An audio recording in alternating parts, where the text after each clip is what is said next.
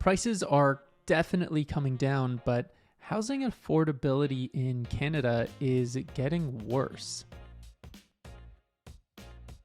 Hi, my name is Adam. I am the owner of Vision Real Estate. Thanks so much for tuning in again. And if you haven't yet, please feel free to subscribe to my channel if you enjoy this content. And don't forget to hit the bell if you'd like to be notified every time I put out a new video. And of course, if you have any questions about real estate, feel free to click on the link in the description below. That will connect you to my calendar where you can book a time to chat with me that is most convenient for you. Or feel free to just email me directly at adam@visionrealestate.ca with any question that you have, and I will send you a personalized video response within 24 hours. Today, I want to talk about how housing affordability in Canada is getting worse, and it's getting worse pretty quickly. I've been seeing a lot of news articles coming out about this recently, and everyone's talking about the financial squeeze that they're feeling.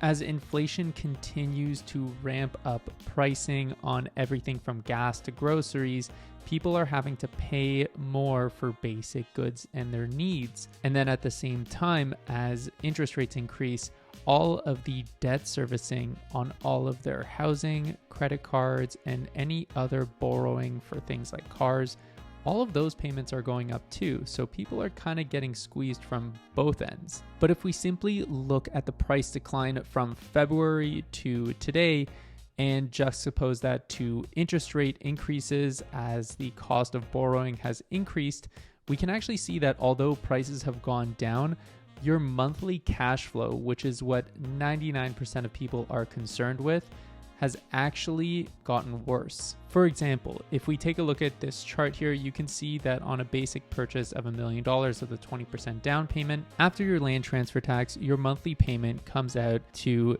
just a little over what the exact same purchase at $800,000 comes to. And this is actually a really low interest rate. 4.5 is kind of like a variable that you would hope to get. And since we know that prime is now at 5.45% with likely another interest rate bump coming at the end of October, prices simply haven't come down enough to make affordability any better. In fact, it's gotten worse. The thing that the Bank of Canada really wants to get down is inflation. And to get inflation down, a number of things need to happen. One of the things that makes bringing inflation down really hard is government spending. Without getting too political here, we are at currently an all-time high for government spending in Canada. And apparently the government's idea of how to combat that is more spending. Earlier in the summer, the federal government announced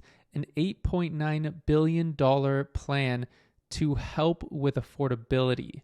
A new set of measures is coming into force right now to help the Canadians who need it most.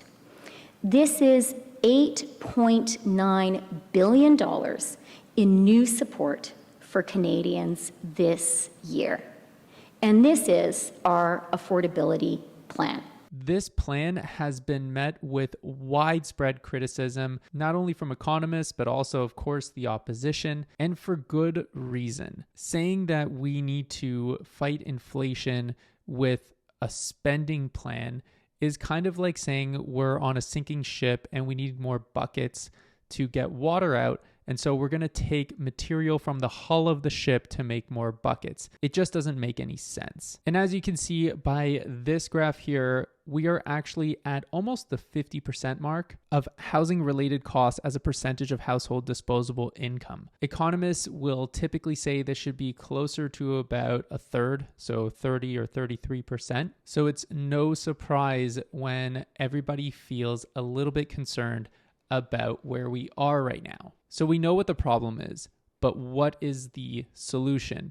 It's really hard to find any place that's safe to put cash right now. And in some cases, that includes real estate. But what I've been seeing in particular is a rush from buyers to the condo market. Demand seems to be accumulating at the bottom end of price brackets because that's all anybody can afford with the increased cost of borrowing money. And with very, very little supply on the market, I'm seeing a lot of multiple offer situations happening on condos. So if you're looking to park some money right now, I do believe the condo market is going to be a great investment going into 2023, but that's just what I think. Let me know what you think by leaving a comment below. Stay safe, and I'll see you next time.